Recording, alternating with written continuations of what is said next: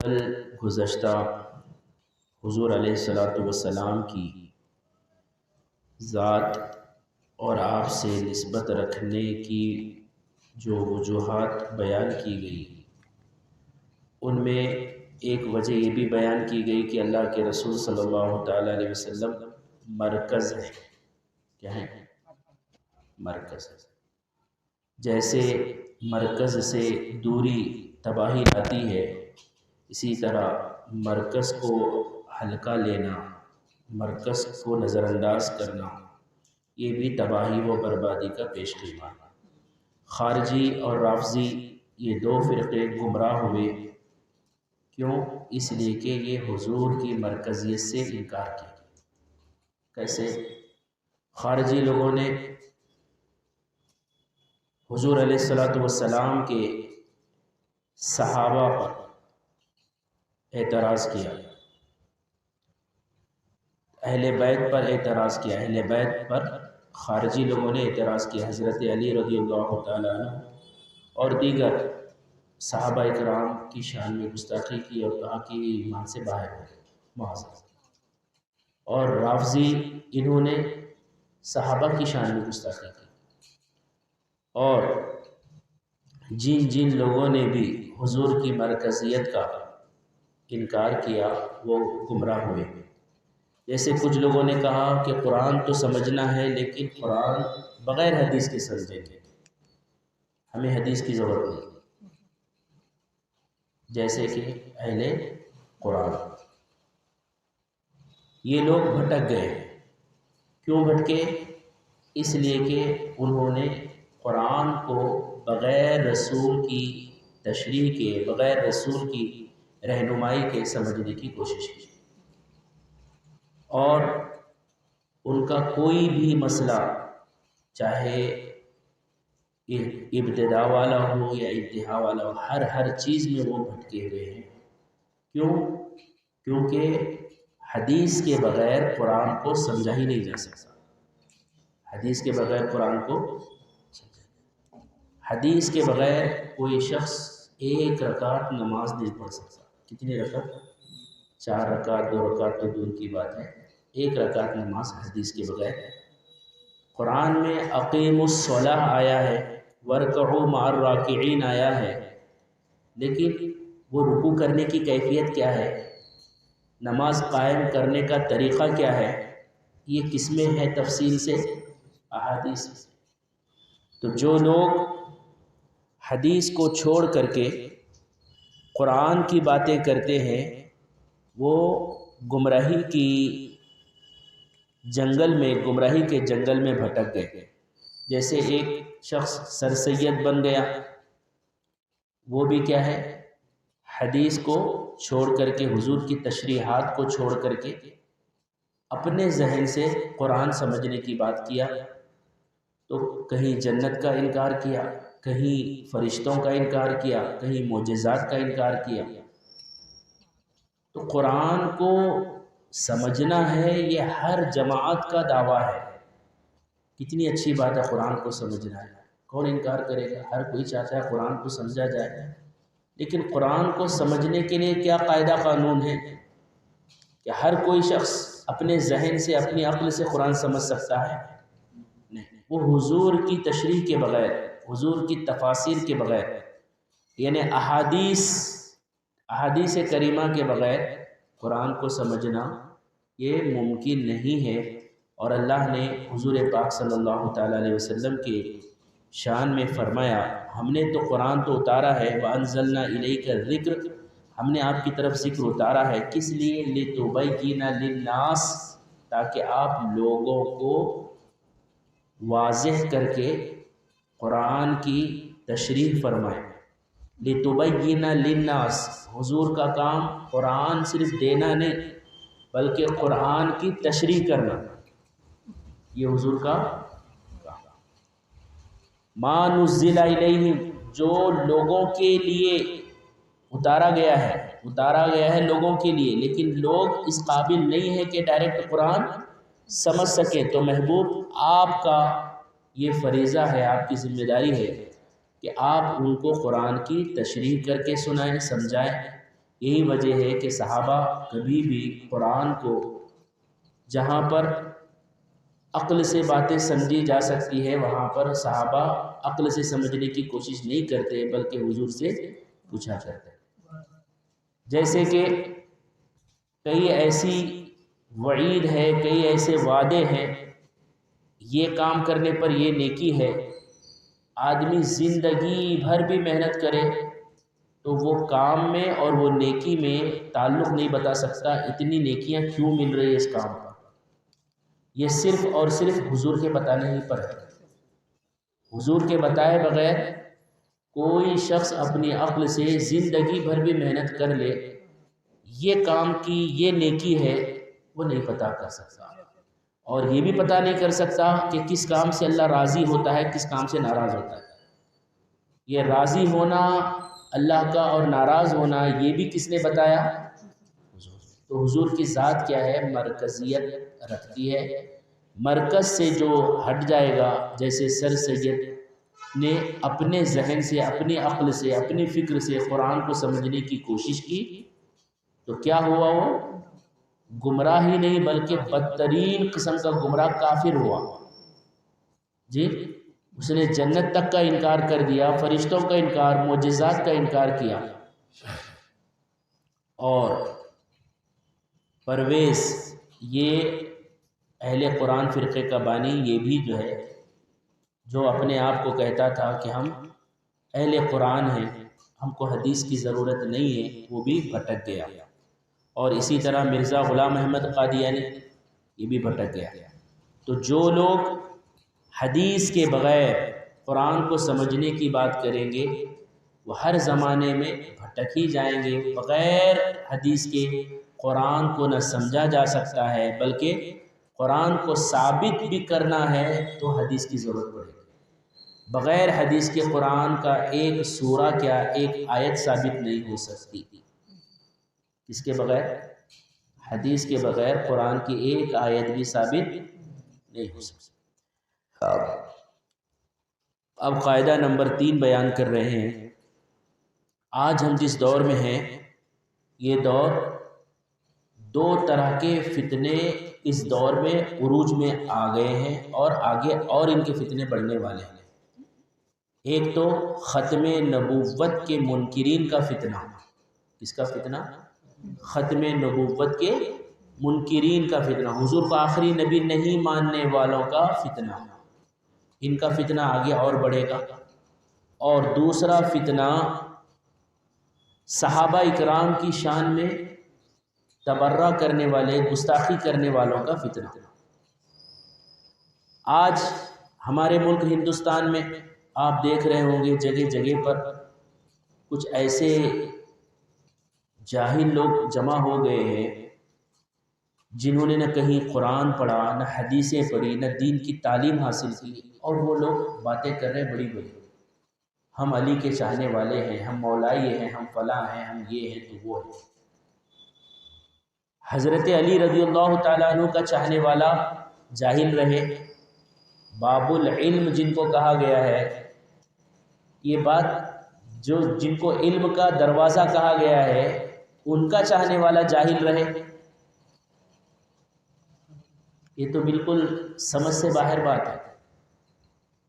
تو آج صحابہ اکرام کی شان میں حد درجے گستاخیاں بڑھ رہی ہیں. ایسے نازک موقع پر ہمیں قرآن اور حدیث کی مدد سے، روشنی سے صحابہ کے مقام و مرتبے کو سمجھنا ہم پر لازم اور ضروری ہے. عزیزان محترم، ایک حدیث پاک میں فرمایا گیا جب فتنے ظاہر ہو اور میرے صحابہ کی شان میں گستاخیاں ہو، مفہوم ہے حدیث کا، جب فتنے ظاہر ہوں اور میرے صحابہ کی شان میں گستاخی ہو تو عالم پر لازم ہے کہ وہ اپنے علم کا اظہار کرے، دلیل سے ان کا رد کرے. اور اگر کوئی ایسا نہیں کرتا عالم، حدیث میں فرمایا گیا اللہ اس کے فرض کو اور اس کی نفل کو قبول نہیں کرے گا، بلکہ اس پر اللہ، رسول کی، فرشتوں کی، تمام لوگوں کی لعنت ہوگی، معاذ اللہ سے. اب آپ غور کریں، یہ عالم کی بات ہے. عالم اپنے علم کا اظہار کرے دلیلوں سے، ایسے زمانے میں ان کا جواب دے، منہ توڑ جواب دے حدیث اور قرآن کی روشنی میں. تو اگر کوئی عالم ایسا نہیں کرتا تو حدیث شریف میں کیا کہا گیا؟ نہ اس کی فرائض قبول ہیں، نہ اس کے نوافل قبول ہیں، بلکہ اس پر اللہ رسول کی لعنت ہے، فرشتوں کی، تمام انسانوں کی لعنت ہے. تو یہ کن کے بارے میں ہوا؟ عالموں کے بارے میں ہوا. وہ کون عالم؟ جو حالات کو دیکھتے ہوئے خاموشی کا تالا اپنے لبوں پر لگا چکے. تو عالم کا جب یہ حال ہے تو اب عوام اگر ایسے موقع پر، سنی عوام اگر خاموش رہتی ہے تو ان کا کیا ہوگا؟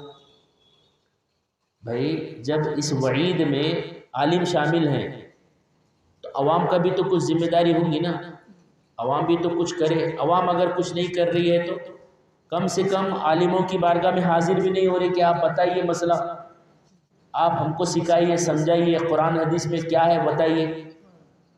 عوام بھی کچھ اپنی ذمہ داری نہیں نبھا رہے، بلکہ ماحول ایسا بنایا گیا ہے حق بولنے والے ایک عالم کو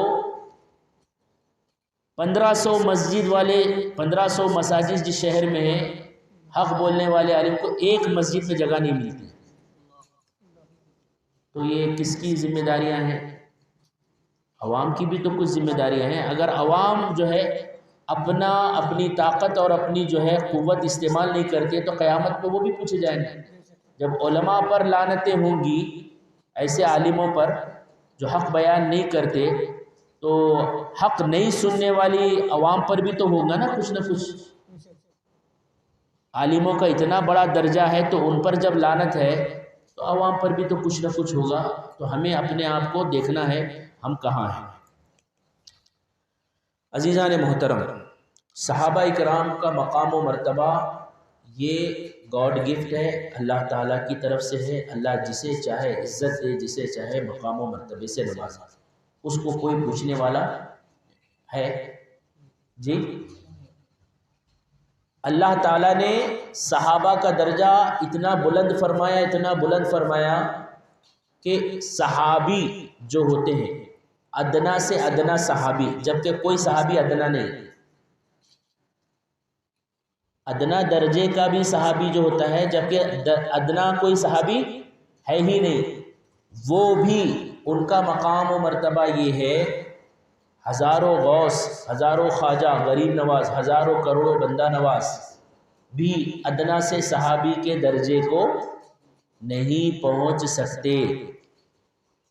بزرگان دین فرماتے ہیں، علماء فرماتے ہیں کہ ایک اللہ کے ولی کو عبادتیں کرنے کے بعد، ریاضتیں کرنے کے بعد، روحانیت میں محنت کرنے کے بعد، صدیوں محنت کرنے کے بعد، صدیوں محنت کرنے کے بعد جو مقام، جو قرب، جو روحانیت، جو عرفان اللہ کا حاصل ہوتا ہے، کس کو؟ اللہ کے ولیوں کو. اللہ کے ولی جو ہے مکاشفہ، مراقبہ، مجاہدہ، ریاضت وغیرہ کرتے نا، تو وہ کرنے کے بعد صدیوں کرنے کے بعد جو مقام، مرتبہ، جو روحانیت، جو اللہ کی معرفت اللہ کے ولیوں کو صدیوں محنت کرنے کے بعد حاصل ہوتی ہے، وہ روحانیت اور وہ مقام و مرتبہ صحابی رسول کو، حضور کو ایک نظر دیکھنے سے حاصل ہو جاتا ہے. کیا حاصل ہو جاتا ہے؟ ایک نظر دیکھنے سے حضور کو وہ مقام و مرتبہ حاصل ہو جاتا ہے. قرآن پاک میں صحابہ کے بے شمار فضائل و مناقب بیان ہوئے ہیں.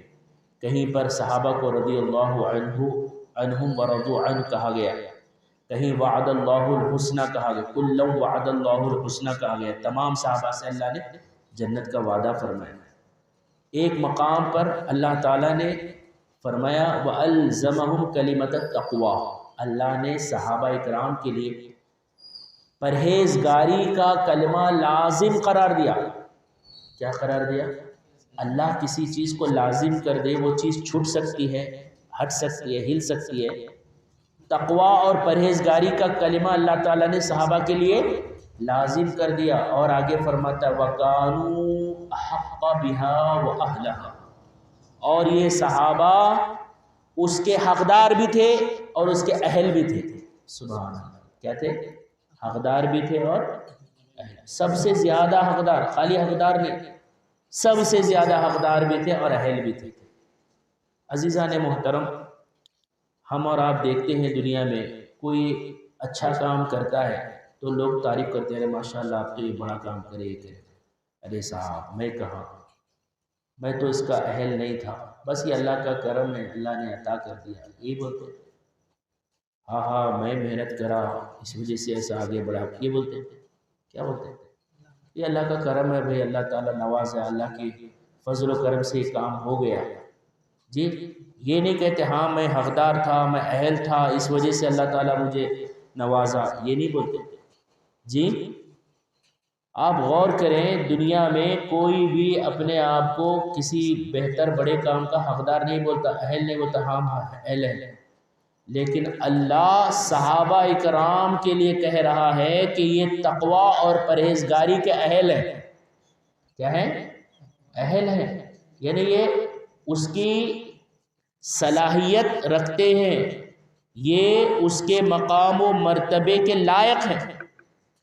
اللہ جس کو لائق کہے، اللہ جس کو سب سے زیادہ حقدار کہے، اللہ جس کو اہل کہے، آج کوئی ان کو نااہل کہے تو یہ قرآن کے خلاف اعلان بغاوت ہے کہ نہیں؟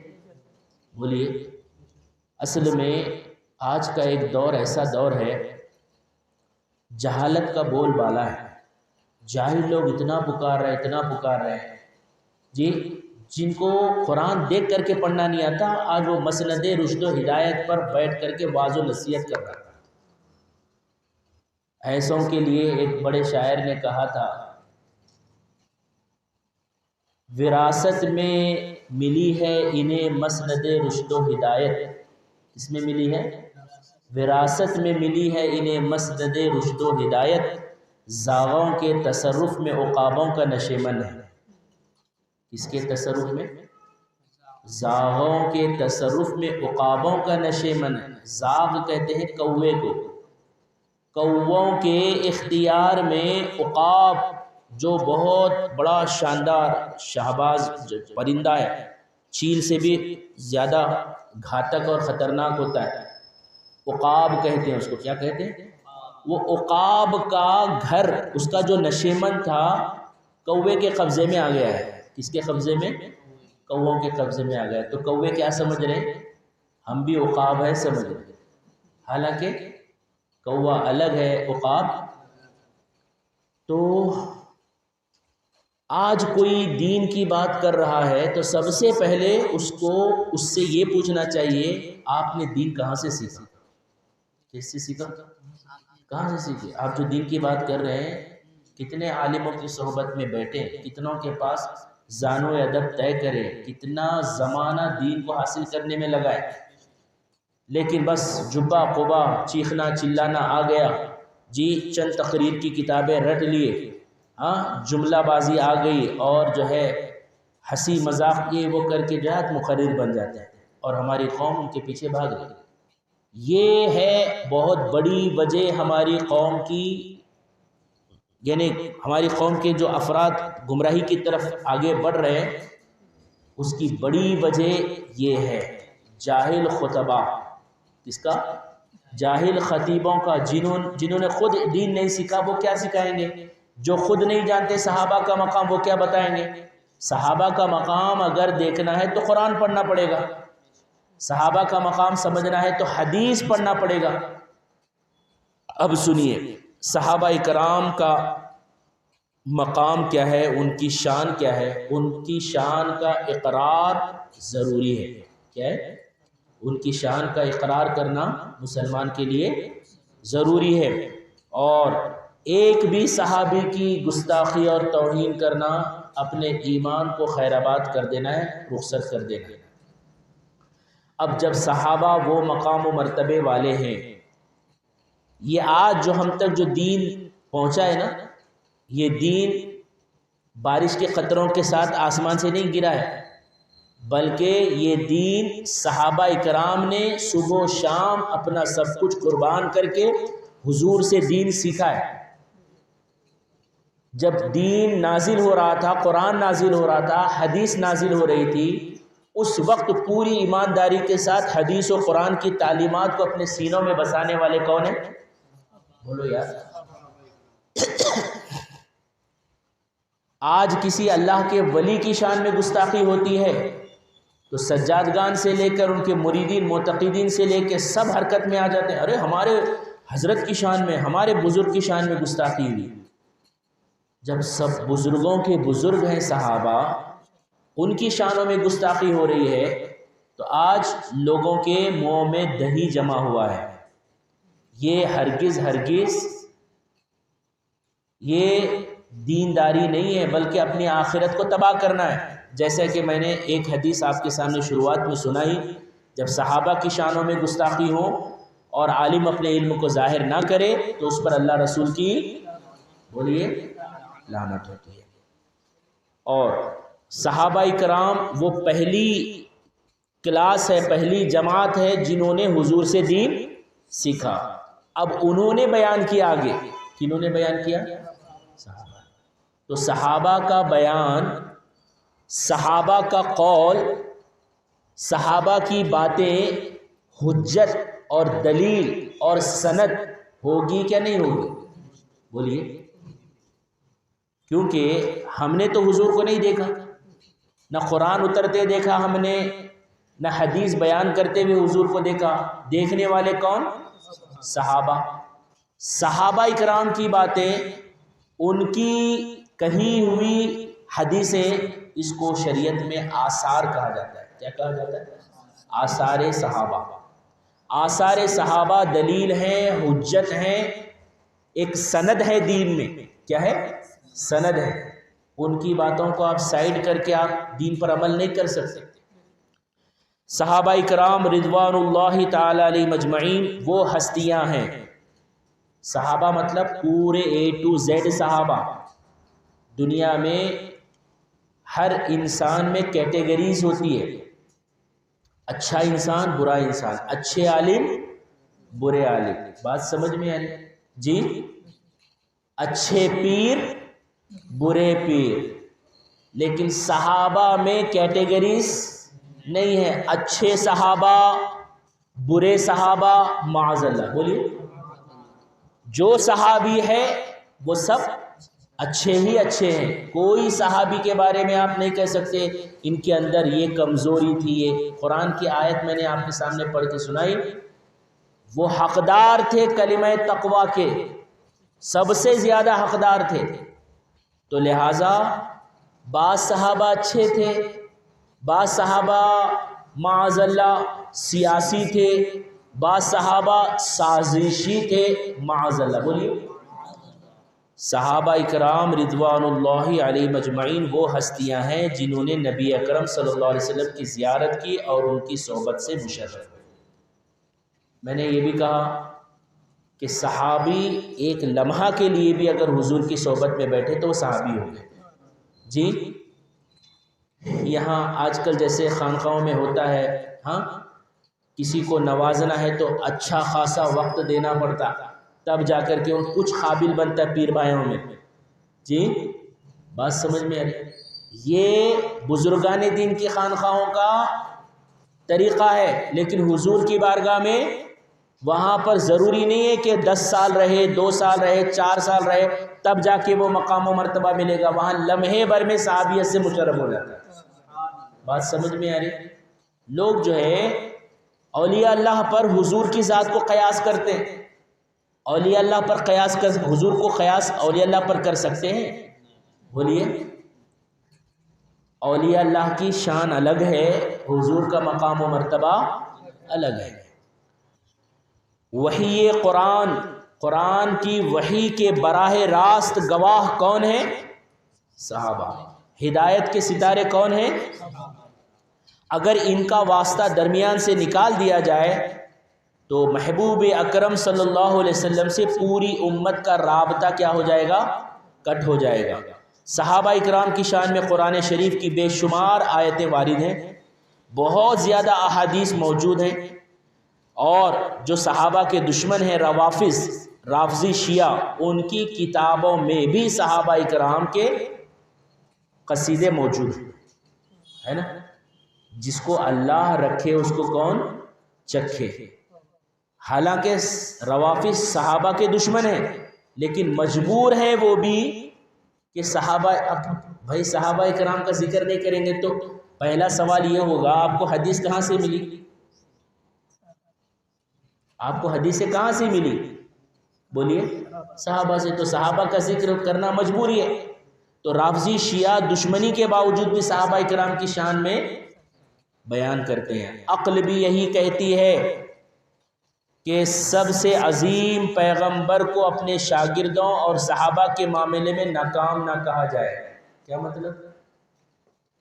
اگر صحابہ میں کمزوری ہے، صحابہ کے معاذ اللہ اخلاق میں، ان کے کردار میں کمی ہے، تو یہ کس کی طرف کمی جاتی ہے؟ ان کو سکھانے والے کون؟ پڑھانے والے کون؟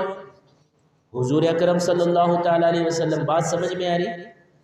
تو اگر صحابہ میں کمی نکالی جائے گی تو یہ کمی صرف صحابہ میں نہیں رہے گی، بلکہ یہ حضور کی شان میں توہین اور گستاخی ہو جائے گی کہ حضور تربیت صحیح نہیں کی، معاذ اللہ، تعلیم صحیح نہیں دی، معاذ اللہ، حضور اپنے شاگردوں کے حق میں فیل ہے، معاذ اللہ۔ یہ سب اعتراض حضور پر ہو جائیں گے۔ ہر باطل فرقے نے ان مقدس ہستیوں کا انکار کر کے ٹھوکر کھائی ہے، چاہے وہ خارجی ہو چاہے وہ رافضی ہو، یہاں تک کہ حدیث کے منکرین کون؟ اہل قرآن۔ حدیث کے منکرین اہل قرآن، یہ لوگ بھی صحابہ اکرام سے اپنا رابطہ کٹ کر کے گمراہ ہوئے۔ اور اسی طرح آپ دیکھیں گے نماز تراویح کی جماعت میں رکعتیں کتنی ہوتی ہیں؟ 20۔ یہ کون کہہ رہے ہیں؟ صحابہ کہہ رہے ہیں۔ کون کہہ رہے ہیں؟ آج کسی نااہل کو حضور کی تراویح کی رکعتیں 8 دکھ رہی ہیں، اس کو یہاں سے 8 دکھ رہی ہے، صحابہ جو حضور کے پیچھے پڑھتے تھے ان کو 20 نظر آ رہی ہے۔ جی بتائیے، آپ حضور کے پیچھے نماز پڑھنے والوں کی بات کا اعتبار کیا جائے گا کہ 1450 سال کے بعد کوئی خناس آ رہا ہے، خبیث آ رہا ہے اور کہہ رہا ہے کہ حضور 8 رکعت تراویح پڑھتے تھے، اور صحابہ کہہ رہے ہیں حضور 20 رکعت پڑھتے تھے، تو صحابہ کی بات حجت ہوگی کیا آج کے اس خبیث کی بات حجت ہوگی اور دلیل ہوگی؟ نماز تراویح کی جماعت کی رکعتوں کا بھی تعین، اسی طرح 3 طلاق کا مسئلہ۔ کتنے طلاق کا؟ ایک محفل میں دی گئی 3 طلاق 3 ہی مانی جاتی ہے۔ صحابہ کا فتویٰ یہی ہے، اتفاق ہے، اجماع ہے صحابہ کا۔ اس اجماع کو توڑتے ہوئے آج کا نام نہاد اہل حدیث کہتا ہے کہ ایک محفل میں دی ہوئی 3 طلاق 3 نہیں ہے، 1 ہے۔ تو مجھے بتائیے صحابہ کے اقوال کو حجت مانا جائے گا کہ ان نااہلوں کی بات کا اعتبار کیا جائے گا؟ بات سمجھ میں آ رہی؟ اسی طرح متعہ کی ممانعت، یہ ایک خاص شیعہ رافضیوں کا مسئلہ ہے۔ کانٹریکٹ میرج، یعنی سال 2 سال کے لیے نکاح کرنا، 10-20 سال کے لیے، 100 سال کے لیے نکاح کرنا، یا مہینے 2 مہینے، گھنٹے 2 گھنٹے کے لیے نکاح کرنا، یہ کیا کہلاتا ہے؟ Contract marriage. اس کو متعہ کہتے ہیں۔ کیا کہتے ہیں؟ متعہ۔ شیعہ رافضیوں کے یہاں متعہ ثواب ہے، عبادت ہے۔ متعہ یہ نکاح نہیں ہے، یہ زنا ہے۔ کیا ہے؟ نکاح نہیں ہے بلکہ زنا ہے۔ جی، صحابہ اکرام کا اتفاق اجماع ہے متعہ یہ حرام ہے۔ کیا ہے؟ متعہ حرام ہے۔ نکاح سنت ہے حضور۔ نکاح میں جب نکاح کیا جاتا ہے، قبول ہے قبول ہے قبول ہے، کیا کہہ کے قبول کرتے ہیں؟ 100 سال تک کے لیے قبول ہے، 50 سال کے لیے قبول ہے، 10 سال 20 سال نہیں، مرتے دم تک قبول ہے، یعنی کوئی لمٹ وقت نہیں بتا، وقت آتے ہی موقت ہوتے ہی وہ متاع میں داخل ہو جائے گا۔ اور نکاح جو ہے متاع نہیں ہے، نکاح سنت ہے، متاع زنا ہے، حرام ہے۔ بات سمجھ میں آ رہی؟ یہ کس نے کہا متاع حرام ہے؟ صحابہ کرام کے اقوال سے ہمیں پتہ چلا۔ اور اسی طرح داڑھی کی مقدار ایک مشت ہے، کتنی ہے؟ ایک مشت۔ صحابی رسول حضرت عبداللہ ابن عمر، بخاری شریف میں ان کی حدیث موجود ہے، یہ جب بھی عمرہ کرتے یا حج کرتے تو اپنی داڑھی کو اپنے ہاتھوں میں لیتے اور نیچے کا جو زیادہ حصہ ہوتا ہے اسے کاٹ دیتے۔ یہ کہاں موجود ہے؟ بخاری۔ اب یہ وہابی نام کے اہل حدیث جو ایک ایک میٹر حدیث، ایک ایک میٹر داڑھی رکھتے ہیں، جی یہ پتہ نہیں خبیث لوگ خباثت کی جگہ پر بیت الخلاء میں کیا کرتے ہوں گے، کیسے جو ہے اپنی داڑھی کو جو ہے غلاظت سے بچاتے ہوں گے۔ اب ان کو وہ حدیث نہیں دکھ رہی ہے بخاری شریف میں حضرت عبداللہ ابن عمر کی، ان کو خالی وہ دکھ رہا ہے داڑیاں بڑھاؤ، داڑیاں بڑھاؤ، داڑیاں بڑھاؤ، یہ ہے مجمل، اس کی کوئی حد ہوگی کہ نہیں ہوگی؟ داڑیاں بڑھاؤ بڑھاؤ بڑھاؤ، کتنی بڑھاؤ؟ ایک مشت تک۔ پھر اگر ایک مشت سے زائد ہو تو اس کے بعد کٹوانا سنت ہے۔ کیا ہے؟ ایک مشت سے زائد۔ اور ایک مشت سے کم رکھنا یہ جو ہے اجماع کے خلاف ہے۔ کس کے خلاف ہے؟ ہاں، وہ داڑھی دکن کی داڑھی ہے، یہ ایریا کی داڑھی ہے جی، جو صلح کلیوں نے نکالی ہے، جی خشخشی داڑھی، جی شریعت میں اس داڑھی کا کوئی اعتبار، داڑھی ایک مشت ہو تبھی وہ داڑھی مانی جاتی ہے، اور اگر خشخشی داڑھی ہے تو وہ داڑھی شریعت میں اس کا کوئی اعتبار نہیں ہے، مڈانے والا بھی وہ برابر ہے اور خشخشی داڑھی رکھنے والا بھی برابر ہے۔ یہاں کے سہولت پسند مولوی لوگ، سہولت پسند، پبلک کو خوش کرنا، حق سے بد ہو کر مخلوق کا بھلا بنتا ہے، حق سے بد ہو کر مخلوق کا بھلا بنتا ہے، ارے میں خوب جانتا ہوں معمہ تیرا۔ لوگ جو ہے اللہ کو ناراض کرنا گوارا کرتے ہیں، پبلک کو ناراض کرنا گوارا نہیں۔ معاذ اللہ، کس کو ناراض کرے بھائی؟ پبلک جائے ناراض ہوتی ہو جائے، لیکن اللہ رسول ناراض نہیں ہونا چاہیے۔ اب ایک صاحب ہے، ارے حضرت میں خشخشی داڑھی ہے چلتا، میں ایسی رکھوں، ہاں چلتا، وہ بھی چلتا، یہ بھی چلتا، سبھی چلتا، جی تو یہ داڑھی کا مسئلہ یہ بھی حضور اکرم صلی اللہ تعالیٰ علیہ وسلم کے صحابہ اکرام کی تعلیمات سے ہم تک پہنچا کہ ایک مشت کی داڑھی کے بعد آپ کاٹ سکتے ہیں، سنت ہے، کاٹنا چاہیے۔ اسی طرح حضور اکرم صلی اللہ تعالیٰ علیہ وسلم کی حیات کے سلسلے میں ایک حدیث ہے کہ اللہ کے رسول صلی اللہ تعالیٰ علیہ وسلم زمین پر انبیاء کے جسموں کو کھانا اللہ نے حرام قرار دیا۔ کیا قرار دیا؟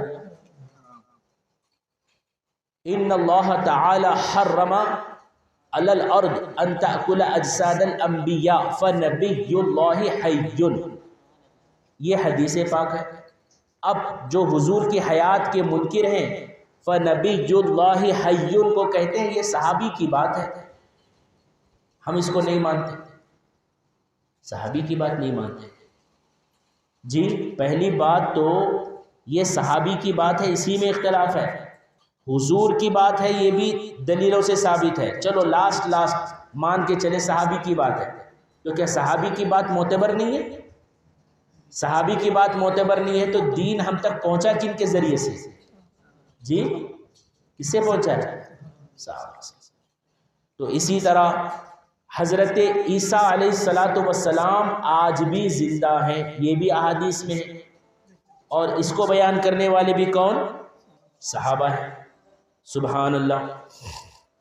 اب صحابہ اکرام کی کچھ شانیں جن کا ذکر قرآن میں آیا، پہلی آیت کریمہ سورہ توبہ کی، والسابقون الاولون من المہاجرین والانصار۔ آج ایک خبیث حیدرآباد کا شیطان احمد حسینی خمیسی اپنے آپ کو منہاجی ہے، کیا ہے؟ منہاجی، ڈاکٹر طاہر القادری کو مجدد مانتا ہے۔ عجیب لوگ ہیں یہ، جس کو مجدد مانتا ہے وہ ڈاکٹر طاہر القادری حضرت امیر معاویہ کو صحابی مانتا ہے، اور یہ شاگرد، یہ مقتدی اپنے مجدد امام کی بات نہیں مانتا۔ جی ایسے حالات ہیں، اپنے آپ کو کہہ رہا ہے کہ میں طاہر القادری کا شاگرد ہوں، ان کو مجدد مانتا ہوں، ان کی تحریک تنظیم سے منہاج القرآن سے جڑا ہوا ہوں، لیکن میرا نظریہ ہے کہ میں حضرت امیر معاویہ کو صحابی نہیں مانتا، معاذ اللہ۔ اور ایسا شخص جو کھلے عام صحابی رسول حضرت امیر معاویہ کی گستاخی کر رہا ہے، وہ دجال کینیڈا میں بیٹھنے والا طاہر القادری، اس کو پوری خبر ہے انڈیا کی، جی انڈیا کی دور کی بات ہے، گلبرگہ کی خبر ہے اس کو، گلبرگہ کا ایک انتقال کرتا ہے تو وہ اپنا جو ہے تعزیت بیچتا ہے۔ جی کہنے کا مقصد و منشا یہ ہے، صحابی رسول کی گستاخی ہو رہی ہے اور ڈاکٹر طاہر القادری کے فالوورز اس کو ماننے والے کر رہے ہیں گستاخی، اور یہ خاموش بیٹھا ہوا ہے۔ اس کا مطلب کیا ہے؟ اس کا مطلب یہی ہے کہ بیٹا تم جو چاہے کرو، ہم ہیں تمہارے ساتھ۔ جی یہ تو وہی بات ہوئی نا، یزید کے ماتحت کے لوگوں نے حضرت امام حسین کو شہید کیا نہیں کیا؟ یزید کو پتہ چلا کون کون تھے جنگ میں، کسی نے یزید کو سزا دی؟ کسی کو یزید نے سزا دی؟ بولیے، کسی کو پھانسی چڑھائے کہ تو نے کربلا میں امام حسین اور ان کے خاندان قبیلے کو شہید کیا، چل تجھے جو ہے میں بادشاہ وقت ہوں، اب میں تجھے جو ہے پھانسی دے رہا ہوں، دیا یزید؟ نہیں دیا۔ کیا مطلب اس کا؟ اس کا مطلب یہی کہ امام حسین کی وہ شہادت سے خوش تھا؟ ہوا نہیں ہوا؟ اگر وہ ناراض رہتا، اگر وہ غلط سمجھتا تو قاتلان امام حسین کو کیفر کردار تک پہنچاتا نہیں پہنچاتا، جہنم تک پہنچاتا نہیں پہنچاتا، لیکن خاموش رہا۔ اس کا مطلب یہ ہے کہ ان کے سروں پر اسی کا ہاتھ تھا۔ بات سمجھ میں آ رہی؟